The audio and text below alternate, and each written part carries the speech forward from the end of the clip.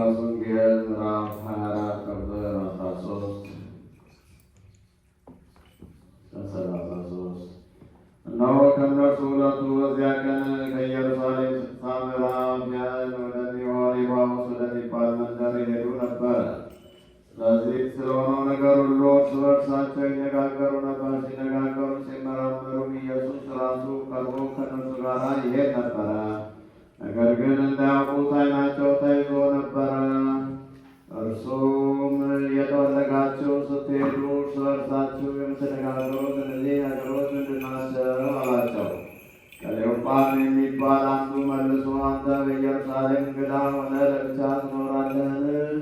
ወደዚህ ቀኖች በዚህ የሆነውን ነገር አታውቅምን? አለው። እርሱም የምንድን ነው አላቸው። እነርሱም እንዲህ አሉት፣ በእግዚአብሔርና በሰው በሕዝብ ሁሉ ፊት በሥራና በቃል ብርቱ ነቢይ ስለነበረው ስለ ናዝሬቱ ኢየሱስ እርሱንም የካህናት አለቆች መኳንንቶች በፍርድ ለሞት እንዴት አሳልፈው እንደሰጡትና እንደሰቀሉት ነው። እኛ ግን እስራኤልን እንዲቤዥ ያለውን እርሱን እንደሆነ ተስፋ አድርገን ነበር። ደግሞም ከዚህ ሁሉ ጋር ይህ ከሆነ ዛሬ ሦስተኛ ቀን ነው።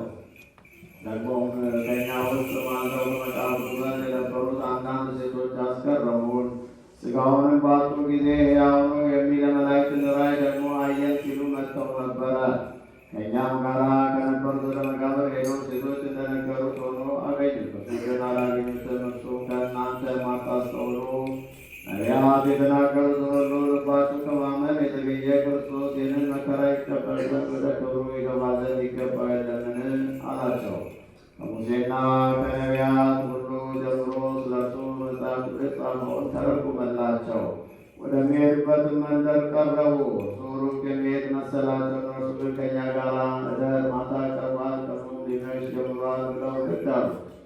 እሱም ግን ሊያድር ገባ። ከእነርሱም ጋር በማዕድ ተቀምጦ ሳለ እንጀራውን አንስቶ ባርኮ ቆርሶ ሰጣቸው። ዓይናቸውም ተከፈተላቸው፣ አወቁትም። እርሱ ከእነርሱ ተሰወረ። እርስ በርሳቸው በመንገድ ሲናገረን መጻሕፍት ሲከፍትልን ልባችን ይቃጠል አልነበረምን? ተባባሉ። በዚያ ሰዓት ተነስተው ወደ ኢየሩሳሌም ተመለሱ። 11ዱና ከእርሱ ጋር የነበሩ ጌታ በእውነት ተነስቷል፣ ለስምዖን ታይቷል እያሉ በአንድነት ተሰብስበው